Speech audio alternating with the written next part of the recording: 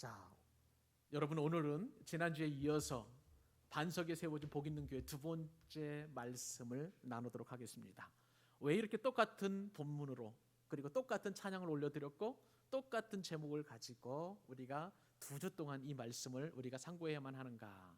저는요, 이 말씀을 묵상해 가면서 제가 이 교회를 개척할 때 주셨던 그 마음, 그 설레임, 그 감격, 그리고 그 기쁨이 충만했기 때문에 우리 성도님들에게 또 한 번, 그리고 더 새로운 의미에서 이 말씀을 좀 전해드렸으면 좋겠다 하는 성령의 감동을 받고 여러분들에게 말씀을 증거합니다.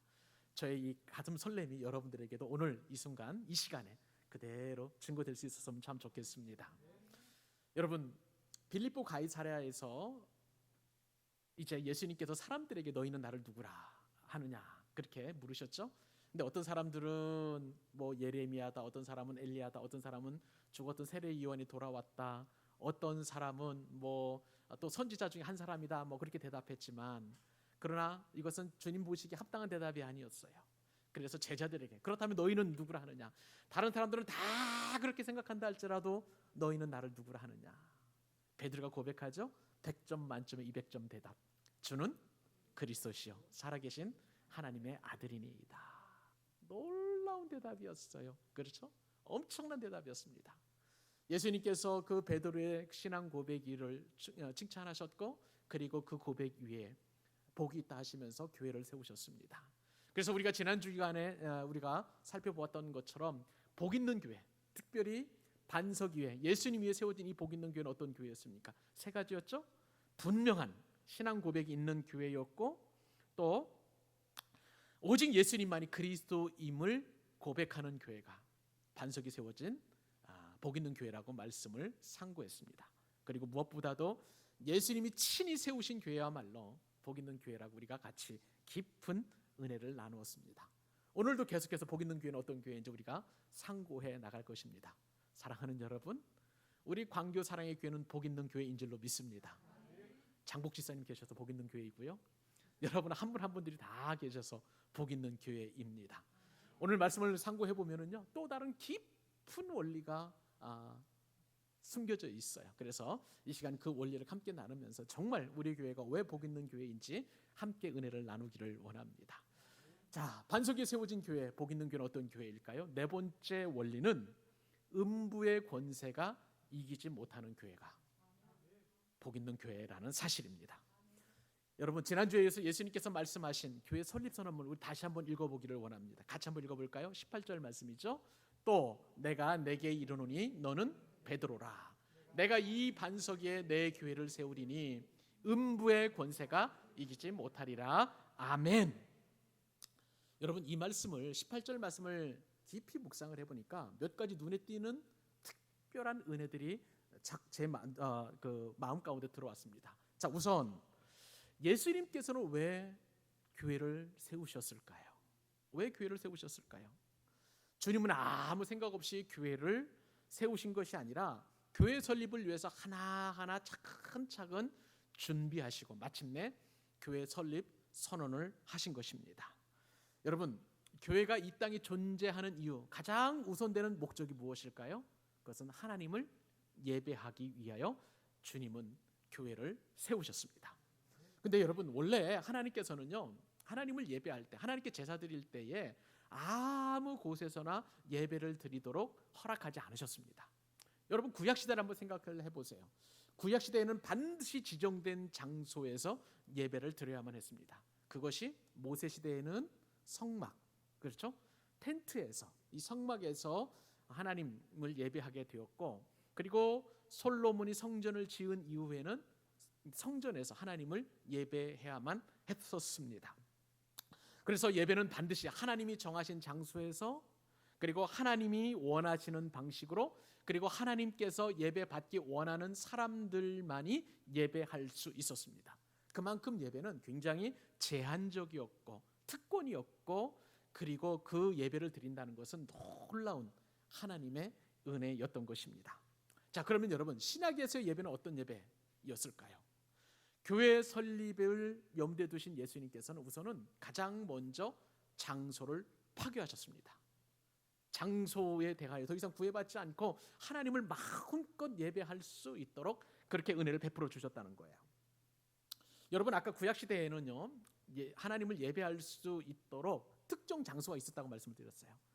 유다에서는, 그러니까 이스라엘이 남북으로 나눠지고 난 이후에 유다에서는 예루살렘 성전에서 예배를 드렸어요.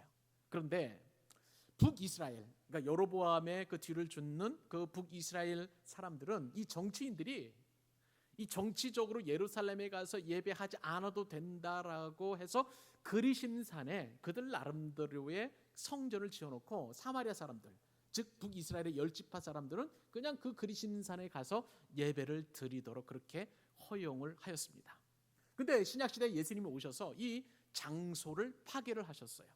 그래서 요한복음 4장에 보면 예수님이 만난 사람이 남편이 5이나 되는 수가성 여인을 그렇게 만나서 이 예배에 대한 말씀을 하시는데 장소가 무너질 것을 주님께서 예언을 하셨습니다. 요한복음 4장 21절에 수가성 사마리아 여인에게 주님께서 이렇게 말씀하십니다. 예수께서 이르시되 여자여 내 말을 믿으라. 이 산에서도, 수가성은 사마리아 지역이니까 이 산이면 어느 산일까요? 그리심산이에요. 그러니까 이 산에서, 그리심산에서도 말고 예루살렘 성전에서도 말고 너희가 아버지께 마음껏 아무 장소에서 예배할 때가 이르리라. 주님께서는 이렇게 교회 설립 선언을 염두에 두시고 예배 장소가 이제 무너지고 파괴될 것을 미리 말씀해 주시고 그렇게 또한 준비를 해 놓으신 것입니다. 그리고 빌립보 가이사랴에서 베드로의 신앙 고백을 받으신 이후에 그 반석 위에 내 교회를 세우겠다, 주님께서 그렇게 교회 설립 선언을 하신 것입니다. 우리는 여기서요, 2가지를 꼭 기억해야만 하는 것입니다. 첫 번째 기억할 것은 뭐냐면은, 자, 예수님께서 말씀하시기를 내가 이 반석 위에 내 교회를 세우리니 라고 말씀하셨다는 사실이에요. 여러분, 그러면 이 말씀에 따르면 교회는 누가 세우신 겁니까? 내가 세우겠다고 그랬어요. 여기서 나는 누구예요? 예수님이시요. 예수님께서 내 교회를 세우시겠다 말씀하신 것입니다. 그렇습니다. 교회는 예수님이 세우십니다. 그러므로 그리스도인은 내가 출석하는 교회뿐만 아니라 이 땅의 모든 교회를 예수님이 세우셨다라고 인정해야만 하는 것입니다. 2-3명이 모이는 작은 교회도 예수님이 세우신 줄로 우리는 인정합니다. 여러분, 싸우는 교회, 분쟁하는 교회, 다투는 교회, 그 교회도 예수님이 세우셨음을 믿습니까? 맞아요. 그런 교회도 주님께서 세우셨음을 우리는 인정합니다. 아픔이 있는 교회도 주님이 세우셨고요, 부흥이 안 되는 교회도 세우셨고, 저 큰 초대형 교회도 주님께서 친히 세우신 줄로 믿습니다. 저와 여러분은 이 사실에 추후에 의심도 없습니다. 그러므로 우리는 교회를 함부로 말아서는 안 되는 것입니다. 왜요? 교회는 누가 세우셨기 때문에? 예수님이 세우셨기 때문에 그렇습니다. 그래서 우리는 흔히 다른 사람들처럼 이 교회는 사랑이 없네, 왜 이 교회는 전도를 안 하네, 왜 이 교회는 은혜가 없네, 왜 이 교회는 냉랭하네, 왜 이 교회는 복음이 없네 라고 말하지 않습니다. 왜요? 모든 교회는 누가 세우셨다고요? 예수님께서 세우셨기 때문에 그렇습니다. 여러분, 그러므로 우리가 교회에 대해서 함부로 말하고 싶을 때마다, 그런 마음이 이렇게 쭉 올라오려고 할 때마다 스스로를 향해서 선포하실 수 있기를 바랍니다. 교회는 예수님이 세우셨다. 여러분, 우리 믿음을 한번 선포하십시다. 다 같이 고백하십시다. 교회는 예수님이 세우셨다. 광교 사랑의 교회는 예수님이 세우셨다. 아멘이십니까? 아멘입니다. 우리 교회뿐만 아니라 이 땅에는 모든 교회는 예수님이 세우셨고, 그리고 여러분의 가정 교회도 예수님이 세우신 줄로 믿습니다. 그러므로 우리는 교회에 대해서 함부로 말하는 것, 이것은 주님을 욕하는 것이요, 주님의 이름을 망령되이 일컫는 것이라는 것을 꼭 기억해야만 하는 것입니다. 또 하나 기억해야 될 것이 있어요. 무엇입니까? 예수님께서 교회 설립 선언을 하시면서 교회는 누구의 것이라고 하셨는지 꼭 기억하실 수 있기를 바랍니다. 여러분, 주님께서 분명히 말씀하셨어요. 내 교회를 세우리니. 영어 성경에 보니까 my church예요. 그럼 교회는 누구 것이에요? 예수님의 것, 나의 것이라고 그랬으니까, 내 교회를 주님께서 말씀하셨으니까 교회는 분명히 예수님 것인 줄로 믿습니다. 그러므로 내 교회, 즉 예수님의 교회란 어떤 의미일까요? 우리가 깊이 생각을 해볼 필요가 있어요. 원래 교회는 헬라어로 에클레시아라고 이렇게 이야기합니다. 에크라는 것은 전치자예요. 그러니까 밖으로 아웃이라는, 영어로 아웃이라는 뜻을 가지고 있고, 클레시아 할 때 이것은 클레오라는 동사, 그러니까 불러내다라는 그런 동사의 명사 형태입니다. 그러니까 밖으로 불러내는 거예요. 세상 밖으로 불러냄을 받은 사람들, 구별된 사람들, 그것이 바로 에클레시아가 되었고 교회가 되었습니다. 그런데요, 예수님 당시에 이 헬라어 단어는 교회라는 숭고한 뜻 이전에 어떤 뜻을 가지고 있었었냐면 회중이라는 뜻을 가지고 있었어요. 회중이라는 건 뭐예요? 사람들의 모임이에요. 집합체예요. 사람들의 어떤 구성원들이 이렇게 한꺼번에 모여 있는 것을 에클레시아라고 했는데, 주님께서는 그러나 그것을 구별하셔서 교회라는 아주 귀한 단어를 사용하여 주셔서 그 회중과도 분명히 다르다는 것을 주님께서는 말씀하신 것입니다. 그러므로 예수님께서 설립하신 교회는 단순히 사람들이 모인 회중이 아니라 베드로와 같이 예수님을 그리스도로 고백하는 사람들의 모임이 바로 교회인 줄로 믿습니다. 그 교회가 바로 예수님 것이라는 거예요. 그 교회가 바로 예수님 것이라는 거예요. 여러분, 우리가 베드로처럼 주는 그리스도시요 살아계신 하나님의 아들입니다 라고 이렇게 분명하게 신앙 고백을 했기 때문에 교회는 개모임과 같습니까? 안 같습니까? 개모임이 아니에요. 개모임이 절대 될 수가 없는 것이고, 등산이나 골프나 뭐 자전거 라이드 하는 그런 라이더들의 모임이 절대 아님을 우리는 인정해야만 하는 것입니다. 교회는 언제나 누가 중심이 되어야 됩니까? 예수님이세요. 왜냐하면 이 교회는 예수님의 것이기 때문에 그렇습니다. 형제끼리 화목을 도모하는 그런 모임이 있다고 우리 가정해 보십시다. 또 우리가 체육대회 같은 그런 어떤 성도들의 모임도 있다고 하십시다. 이런 것들이 친목을 도모하고 우리가 중심이 되는 것이 아니라 항상 그러한 모임에서도 우리는 예수님을 찬송하고, 그리고 하나님의 말씀이신 그 말씀을 통해서 우리가 중심이 되고, 그리고 또 성삼위 하나님의 이름을 높여드리는 일에 우리 모든 교회의 모임이 그렇게 중심이 되어야 되는 거예요. 그렇기 때문에 우리 교회는 예수님 이외에 그 어떠한 것도 중심이 되는 것을 우리는 용납하거나 허용하지 않는 것입니다. 그래서 우리 교회에 있는 모든 모임들, 우리 비록 성도들 간의 모임, 남성도들, 여성도들 간의 모임, 그 다음에 전도회나 우리는 권사회나 그 다음에 집사회나 모든 모임이 있다 할지라도 그 모임의 중심은 예수님이시기 때문에 항상 말씀과 찬송과 기도와 예배가 중심이 되어야만 되는 거예요. 왜요? 우리 교회는 예수님의 것이기 때문에 그런 줄 믿습니다. 여러분, 예수님께서 교회 주인이 되지 않으시면요, 그 교회는 항상 시험에 들게 되어 있어요.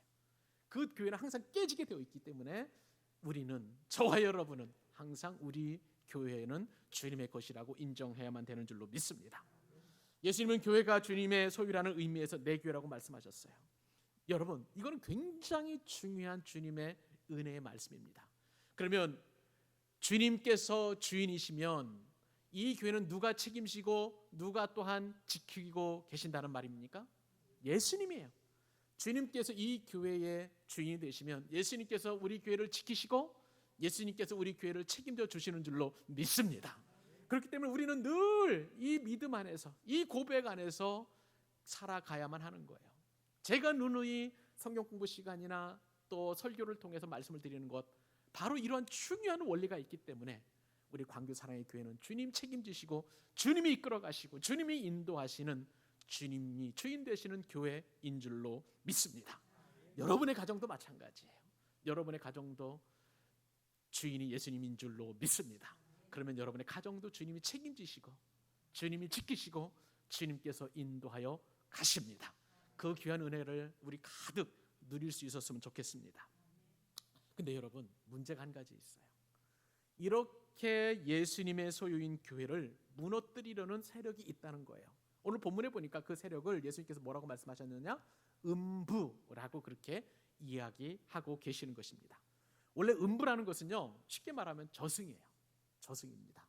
성경에서는 이 음부를 어떻게 표현했냐면 스올이라는 말로 표현을 했고요, 혹은 지옥이라는 말로 표현하기도 하고, 어떤 곳에서는 이 음부를 죽음이라고 이렇게 표현하기도 하였습니다. 또한 권세라는 것은 문을 말하는 거예요. 문.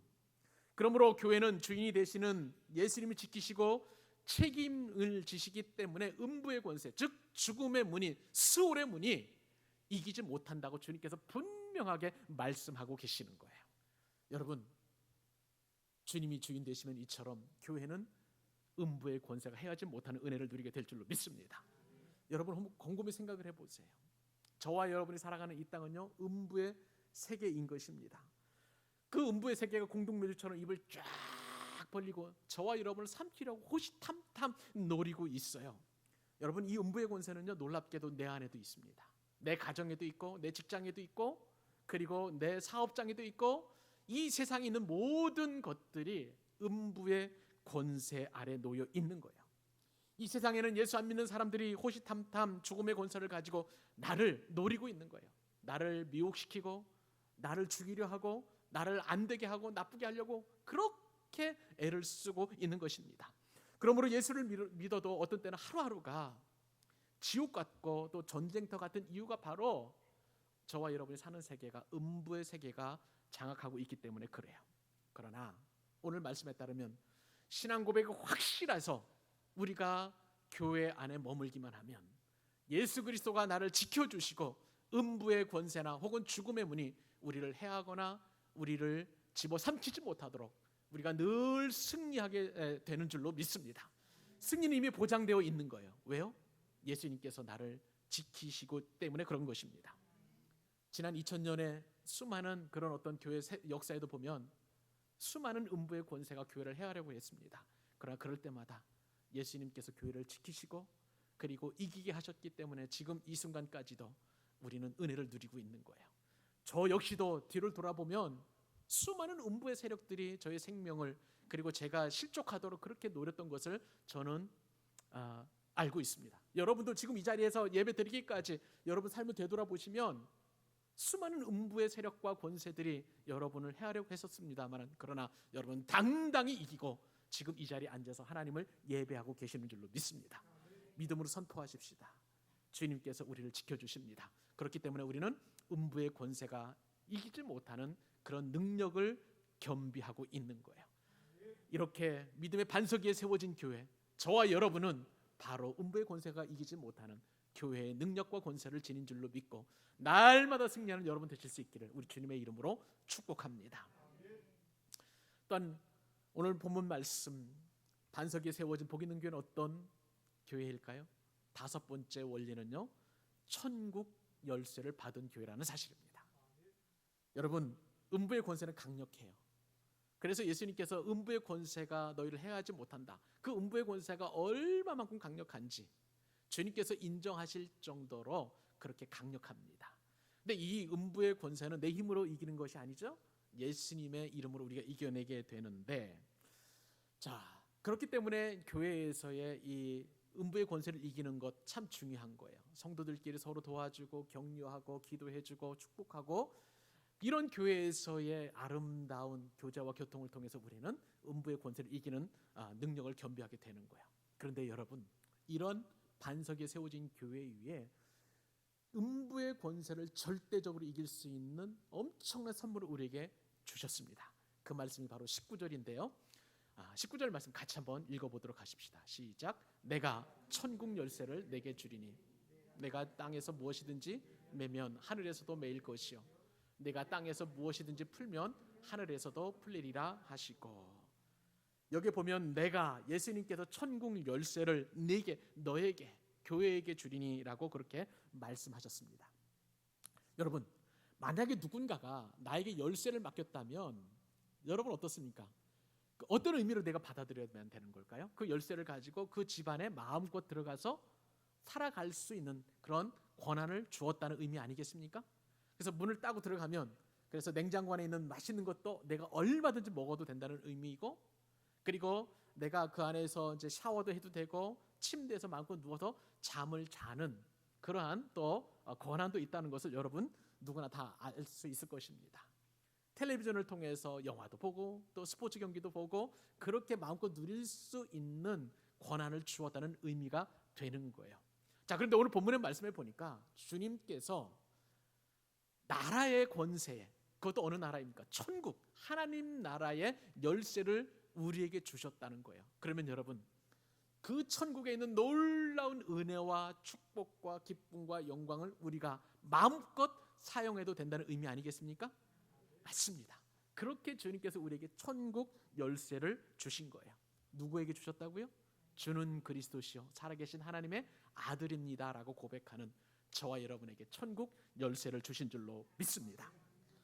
여러분, 그렇다면 이 천국 열쇠는 도대체 뭘까요? 천국 열쇠는요, 그 뒤에 있는 말씀을 연결해서 보면 쉽게 우리가 이해할 수 있는데, 맬 권세입니다. 무언가를 이 땅에서 매는 권세예요. 그리고 이 땅에서 또한 푸는 권세가 바로 천국 열쇠인 것입니다. 천국 열쇠는요, 쉽게 말하면 그냥 우리가 눈에 보이는 그런 열쇠가 아니라 상징적인 의미인데요, 천국의 문을 열고 사람들을 천국으로 인도할 수 있는 복음이 바로 일종의 천국 열쇠인 것이죠. 뿐만 아니라 이 천국 열쇠는 내가 이 땅에서 천국을 누릴 수 있는 놀라운 특권과 그리고 또한 그 권한을 말하는 거예요. 여러분, 천국 열쇠가 이 세상을 떠나서 만약에 우리가 천국 들어갈 때만 그 열쇠를 사용할 수 있다면 주님께서는 굳이 이 땅에서 천국 열쇠를 주실 필요가 없고 천국문 앞에서 그렇게 천국 열쇠를 주셔야만 했었을 것입니다. 그런데 예수님은 천국 열쇠를 우리가 죽어서 천국에 가라고 할 때 그 문을 여는 천국 열쇠를 주신 것이 아니라 이 땅에서 천국을 누리도록 열쇠를 주신 줄로 믿습니다. 그러므로 이 땅에서도 천국은 그리스도인들이 우리가 천국 열쇠를 통해서 열면 열리는 것이고 닫으면 닫혀지는 거예요. 여러분이 마음껏 복음을 전해서 누군가로 하여금 그 사람이 천국으로 인도함 받을 수 있도록 여러분은 얼마든지 천국 열쇠를 사용할 수 있는 것입니다. 근데 여러분이 만약에 복음을 전하지 않으면 그 사람에게 천국 문이 닫혀지는 거예요. 그러니 이 천국 열쇠가 얼마나 큰 권세인지 우리는 인정할 수밖에 없는 것이죠. 그러므로 우리는 이 땅에서 주님께서 주신 이 천국 열쇠를 마음껏 활용해야 될 줄로 믿습니다. 내게는 천국 열쇠가 있습니다. 이 열쇠로 열면 천국이 되는 거예요. 그러나 닫으면 닫히게 되는 것입니다. 그러므로 성도는요, 땅과 하늘을 연동시키는, 왜냐하면 내가 이 땅에서 열면 하늘에서도 열리고 이 땅에서 닫으면 하늘에서 닫히기 때문에 땅과 하늘을 연동시키는 엄청난 권세와 능력을 받은 사람들인 거예요. 여러분 보세요. 여러분이 비록 보기에는 제가 그렇게 별 볼 일 없는 사람처럼 보이지만은 이래 봬도 천국 열쇠를 가진 사람이에요. 여러분들도 천국 열쇠를 가진 사람인 줄로 믿습니다. 그러므로 저와 여러분은 선포해야만 되는 거예요. 천국을 선포해야 될 줄로 믿습니다. 내가 스스로 맨날 스스로 닫을 수도 있어요. 나는 왜 이 모양 이 꼴인가? 왜 이거 정도밖에 안 되는 것인가? 나는 왜 이렇게 초라한가? 나는 왜 이렇게 가난한가? 나는 왜 이렇게 병들었는가? 그것은 천국을 닫는 거예요, 여러분. 이 시간 주님의 이름으로 축복합니다. 그 닫힌 천국 문을 열고 나는 하나님께서 사랑하시는 자이다. 나는 하나님의 자녀이다. 나는 나의 모든 죄는 용서함 받았다. 그리고 나는 영원한 천국이 이미 보장되어 있다. 나는 날마다 주님께서 나에게 승리를 주시기 때문에 승리할 수 있다. 그렇게 천국을 여는 인생 되실 수 있기를 주님의 이름으로 축복합니다. 여러분, 우리에게 닫는 권세도 있고 열 권세가 있다면 기왕이면은 여러분 풀 권세를 사용하시는 여러분 되실 수 있기를 바랍니다. 여러분들이 가지고 있는 이 권세를 가지고 풀어내세요. 지금도 수많은 사람들이 천국 열쇠를 가지고 있음에도 불구하고 부부와 맺힌 채로 살 수도 있고 또 푸는 그러한 푼 채로 살 수도 있는 거예요. 그거는 또 부모님과도 마찬가지고 자식들과도 마찬가지입니다. 그리고 여러분의 앞날 그리고 여러분들의 관계하는 모든 사람들과도 닫힐 수도 있고 열 수도 있는 거예요. 기왕이면 맬 권세, 풀 권세가 있다면 여러분 풀 권세를 가지고 모든 관계를 풀어내는 은혜가 있기를 바랍니다. 고린도 후서 말씀 로마서 12장 18절 말씀에 따르면 사도 바울은 하나님의 말씀으로 우리에게 이렇게 주셨어요. 너희는 모든 사람과 더불어 화목하라. 여러분이 천국 열쇠를 가지고 열면 화목을 통해서 모든 사람들과 화목할 수 있는 거예요. 서로 사랑할 수 있는 것입니다. 기왕이면 우리 교회는 천국 열쇠를 가지고 푸는 권세를 이용해서 열고 축복하고 격려하고 용서하고 사랑하는 그렇게 광교 사랑의 교회가 될 수 있기를 주님의 이름으로 축복합니다. 반석에 세워진 복 있는 교회는 어떤 교회일까요? 여섯 번째 원리입니다. 살리는 교회가 바로 복 있는 교회인 줄로 믿습니다. 여러분, 어느 나라가 만약에 독립선언을 한다고 가정해 보십시다. 그러면 어느 장소에서 여러분들은 독립선언을 하고 싶습니까? 가장 의미 있는 장소에서 여러분 독립선언을 하지 않겠어요? 예수님께서도 교회를 세우시면서 가장 의미 있는 장소에서 지금 이렇게 교회를 설립하셨습니다. 그런데 그곳이 어디라고요? 빌립보 가이사랴입니다. 여러분, 예수님께서 그냥 이 빌립보 가이사랴를 지나가시다가 그냥 즉흥적으로 그렇게 교회를 설립하신 게 아니라는 사실이에요. 앞뒤 전후 문맥을 살펴보면 예수님께서는 분명히 의도를 가지고 이 빌립보 가이사랴에 가셔서 그곳에서 교회 설립 선언을 하신 것으로 우리는 믿습니다. 왜요? 그 빌립보 가이사랴에 지형적인 특성이 있기 때문에 그래요. 여러분, 저 갈릴리 호수의 저 북쪽에 가면은요, 해발 높이 2814m의 헐몬산이 있습니다. 성경에서는 헤르몬산 혹은 헐몬산이라고 이렇게 표현되어 있는데, 보통 중동 지방에서는 비가 잘 내리지 않잖아요. 그런데 이 헐몬산은 강우량이 1년에 연간 강우량이 1500mm나 됩니다. 그런데 대부분 다 눈을 통해서 그 산 위에 쌓이게 되는 거예요. 자, 한겨울에 그리고 가을 이후부터 또 늦은 봄까지 계속 헐몬산에 눈이 내립니다. 그러다가 이제 여름이 지나서 중반쯤 되면은 그 여름에 이제 눈 녹은 물들이 지하로 흘러 들어가요. 그리고 나서 이제 흘러 들어간 물이 샘을 통해서 분출이 되게 되는데, 그 분출되는 그곳이 바로 헐몬산 중턱에 있는 빌립보 가이사랴입니다. 샘물이 솟아나는 곳, 신선한 샘물이 솟아나는 곳, 그곳이 빌립보 가이사랴라는 거예요.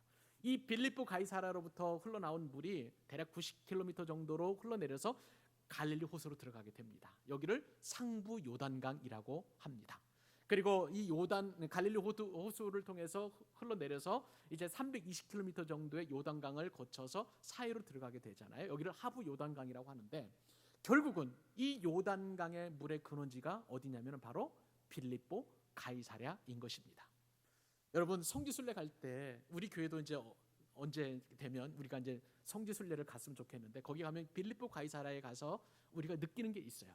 그곳에 가면은요, 에스겔서 47장의 환상이 바로 이것을 통해서 이루어졌다는 것을 우리가 충분하게 느낄 수 있습니다.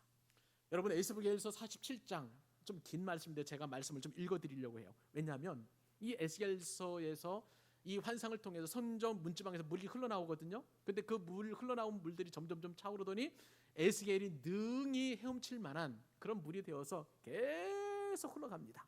그러면은 요단강이 살아나고, 그리고 심지어는 죽었던 사해까지도 살아나서 엄청난 기적이 일어나게 되는 거예요.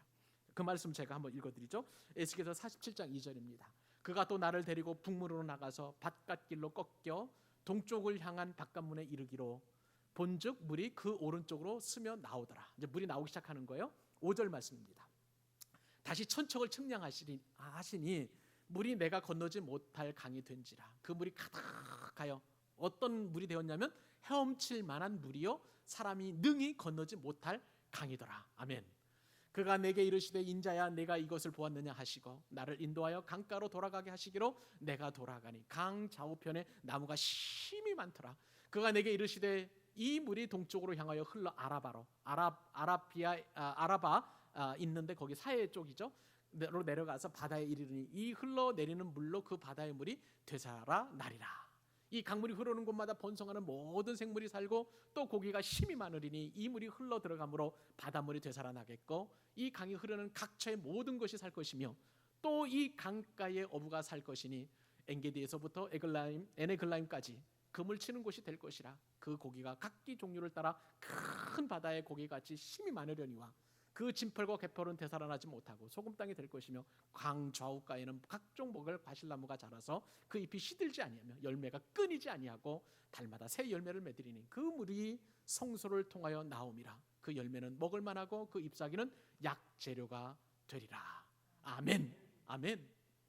여러분, 이 말씀은요, 제가 우리 광교사랑회가 개척할 때에 하나님께서 저에게 주신 말씀이었어요. 너무 행복했어요. 성전 물지방에서 흘러나오는 것은요, 이 물은 예수님께서 십자가에서 흘리신 그 보혈의 피를 상징하는 거예요. 그러므로 예수님으로부터 흘러나오는 그 물을 통해서, 십자가의 보혈을 통해서 우리에게 공급되는 이 물을 통해서 우리의 모든 것은 살아나게 될 줄로 믿습니다. 그래서 우리 교회의 핵심 가치가 뭐예요? 예수님 안에서 모든 것이 살아나는 거예요. 죽었던 영혼이 살아납니다. 병들었던 영혼이 살아납니다. 병든 몸이, 지친 몸이, 피곤한 몸이 다시 회복되고 살아나게 되는 줄로 믿습니다. 우리 교회를 통해서 이 지역사회가 살아나고 대한민국이 살아나고 수도권이 살아나고 열방이 살아나는 줄로 믿습니다. 여러분의 모든 가정도, 여러분의 모든 생명도, 여러분의 모든 앞날들도, 그리고 여러분이 기대하는 모든 것들도 살아나게 될 줄로 믿습니다. 여러분, 살아나면은요, 나만 살아나는 것이 아니라 다 살아나는 거예요. 모든 것이 살아나는 그런 은혜가 주어지는 것입니다.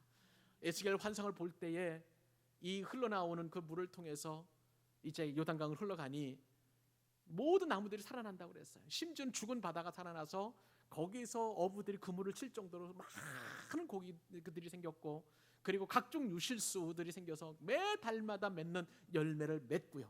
뿐만 아니라 그 잎사귀는 약재료, 한약재료가 된다는 거예요. 여러분, 우리 교회가 이러한 복을 받은 교회인 줄로 믿습니다. 여러분, 복 있는 교회는 어떤 교회예요? 살리는 교회인 것입니다. 우리 교회는 이미 예수님께서 살리기로 작정하신 교회이고요, 그렇기 때문에 복 있는 교회인 거예요. 여러분들은 행운아들입니다. 여러분들 하나님께서 특별히 복 주시고 복 주신 분들인 줄로 믿습니다. 이 땅에 6만 교회가 있어요. 대한민국에 6만 교회가 있습니다. 그 교회 가운데 고르셔서 여러분들을 우리 교회의 구성원으로, 그리고 성도들로 하나님께서 저와 여러분을 사랑의 띠로 묶여 주셨습니다. 여러분, 우리 다 같이 복 있는 교회로서 살리는 역사를 함께 경험할 수 있기를 바랍니다. 그 축복과 은혜를 같이 누리는 저와 여러분 되시기를 주님의 이름으로 축복합니다. 마지막입니다. 오늘 말씀을 통해서 주님께서 반석 위에 세우신 복 있는 교회는 어떤 교회인지 분명하게 말씀하십니다. 복 있는 교회는요, 말씀에 순종하는 교회입니다. 여러분, 베드로의 신앙 고백은 어땠습니까? 100점 만점에 200점이라고 말씀할 정도로 정확한 것이었죠. 주는 그리스도시요 살아계신 하나님의 아들입니다. 이렇게 더 예수님을 멋지게 표현한 사람은 일찍이 없었고 11 제자들도 그렇게 표현하지 못했습니다. 그런데 오늘 참 이해 안 되는 말씀을 주님께서 행동을 하고 계시는 것을 봅니다. 왜냐하면 이렇게 분명하게 신앙 고백을 받으셨음에도 불구하고 자신이 그리스도라는 사실을 알리지 말라는 거예요. 자, 그 말씀 우리 20절 말씀인데 같이 한번 읽어볼까요? 시작. 이에 제자들에게 경고하사 자기가 그리스도인 것을 아무에게도 이르지 말라 하시니라. 아멘. 이해가 안 되지만 아멘입니다. 여러분, 우리는 이 말씀을 통해서 베드로처럼 올바른 신앙 고백을 한다 할지라도 그것이 온전한 신앙생활이라고 할 수 없다는 것을 우리는 알게 됩니다. 예수님은 지금 자기가 그리스도라는 사실을 아무에게도 말하지 말라고 말씀하셨는데 그냥 말씀하신 것이 아니라 경고까지 하시면서 말씀하셨어요. 왜 그럴까요? 베드로 같으면 주님께 칭찬을 받았는데 정말 기쁜 일이었는데 이것을 그냥 말하지 않으면 견딜 수 없을 그런 상황일 텐데 주님께서는 경고까지 하시면서 하지 말라는 거예요. 그 이유는 여러 가지가 있습니다. 생각을 해보면요, 첫째, 예수님은 정체가 밝혀짐으로 야기되는 불필요한 오해와 그리고 혼동을 피하고자 하셨기 때문에 자신이 그리스도이심을 말하지 말라고 경고하셨습니다. 또한 둘째는요, 지금 당장 예수님이 그리스도라는 사실이 널리 알려지게 된다면 어떻게 되냐면요, 예수님께서 제자 훈련, 12명을 제자 훈련하는 그 제자 훈련 사역이 완성된 게 아니에요. 조금 더 가르치셔야 되고 조금 더 주님은 더 제자들을 말씀을 훈련시키셔야 되는데 이렇게 제자 훈련이 완성되지도 않은 상황에서 주님께서는 십자가에 바로 돌아가셔야 되기 때문에 주님께서 구상하신 구원이 완성되지 않을 수도 있었기 때문에 주님은 지금 예수님 그리스도라는 사실을 알려지면 안 되는 그러한 말씀을 경고를 통해서 알리신 것입니다. 또한 예수님께서 이렇게 말씀하시는 것은요, 아무리 신앙 고백이 확실하다 할지라도 교회를 이끄시는 분은 예수님이심을 분명하게 드러내기 위해서 그렇게 경고하신 것입니다. 무슨 말인가요? 여러분, 교회는 예수님을 그리스도로 고백하고 하나님의 아들이심을 믿는 성도들이 서로 사랑하고 그리고 하나님을 만날 수 있도록 도와주는 통로인 줄로 믿습니다. 교회가, 이 신앙 고백한 교회가 경배를 받는 그런 대상이 아니라는 사실이에요. 은혜의 통로이고 축복의 통로이지 교회가 예수님처럼 높임을 받는 곳 아니라는 거예요. 이게 무슨 말씀인가? 어느 교회는요, 정말 교회를 너무 지나치게 사랑하다 보면 교회의 위치가 예수님처럼 그렇게 될 수 있는 그런 교회가 있습니다. 멋진 교회, 정말 화려한 교회, 아름다운 교회.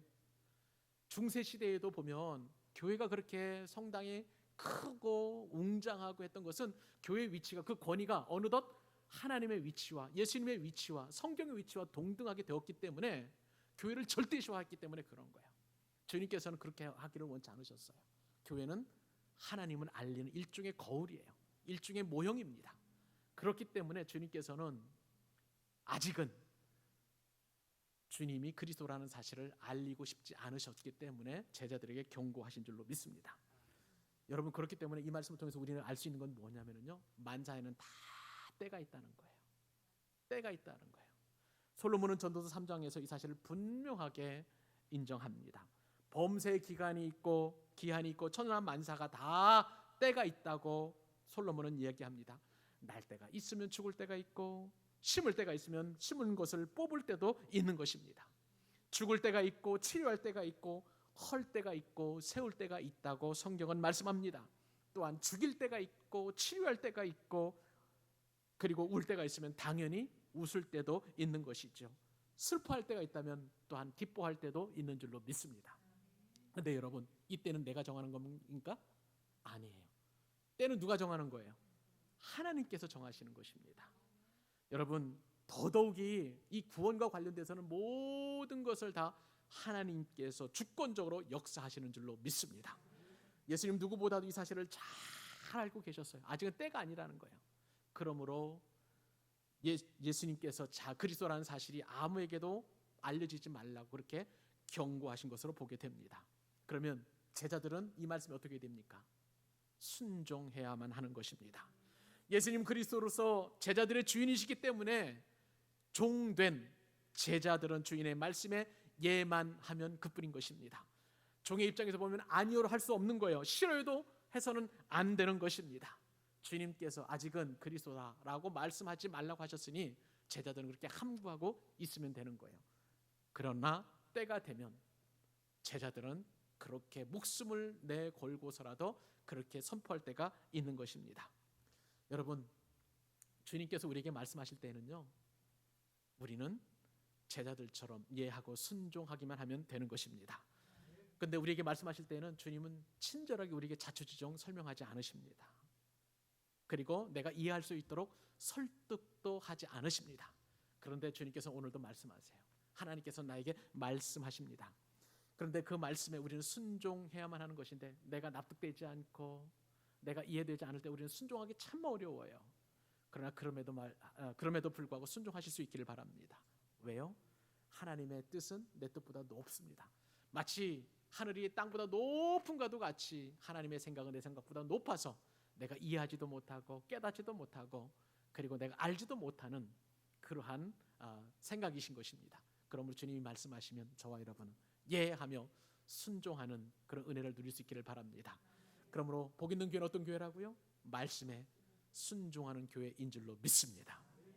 말씀을 갈무리하겠습니다.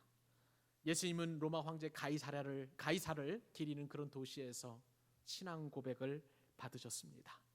여러분, 예수님께서는요, 지금 저와 여러분에게 성공과 명품과 화려함과 그리고 가장 그 빛나는 그 순간에 주님께서 우리에게 물으시죠. 너는 나를 누구라 하느냐? 우리는 믿음으로 주는 그리스도시요 살아계신 하나님의 아들입니다라고 고백할 수 있기를 바랍니다. 지체 없이 고백할 수 있기를 바랍니다. 주저없이 고백할 수 있기를 바랍니다. 그리고 예수님께서는 확실한 이러한 신앙 고백 위에 교회를 세워주셨습니다. 그 교회도 그냥 교회가 아니죠. 복 있는 교회를 세워주신 줄로 믿습니다. 베드로가 알아서 고백한 것이 아니라 하나님께서 알게 하심으로 말미암아 주는 그리스도시요 살아계신 하나님의 아들입니다라고 고백하게 하신 거예요. 그러므로 이러한 신앙 고백도 내가 스스로 고백한 것이 아니라 하나님의 은혜인 줄로 믿습니다. 그러므로 우리는 하나님의 이름만 높여드리면 되는 거예요. 뿐만 아니라 주님께서 이처럼 귀한 교회를 세우셨으니 주님께서 책임지시고 인도해 가시고 내 교회라고 말씀하시니 또한 주님께서 지켜가시는 줄로 믿습니다. 주님께서 우리 교회를 지키시고 우리 교회를 인도해 가시고 우리 교회를 책임져 주십니다. 그리고 저와 여러분에게 이 땅에서 푸는 천국 열쇠를 주셨습니다. 다 풀어내십시다. 막힌 것, 맺힌 것 다 풀어내어서 천국을 경험하게 하고 저와 여러분들도 천국을 경험하는 은혜가 있기를 바랍니다. 기쁨, 감사, 행복, 즐거움, 그리고 찬양, 아름다운 성도의 섬김, 이런 귀한 천국의 아름다운 것들이 우리 교회에 가득될 수 있도록 마음껏 푸실 수 있기를 바랍니다. 여러분, 광교 사랑의 교회는 복이입니다. 우리 교회는 그러나 예수님을 드러내는 그런 교회이지 우리 교회가 너무 좋아서 예수님의 반열처럼 같이 올라오는 그런 교회가 되어서는 안 되는 거예요. 주님만을 높이고 주인이신 주님 앞에 충성을 다하고 순종하는 저와 여러분 될 수 있기를 우리 주님의 이름으로 축원합니다. 우리 들으신 말씀을 가지고 한번 잠깐 기도하십시다.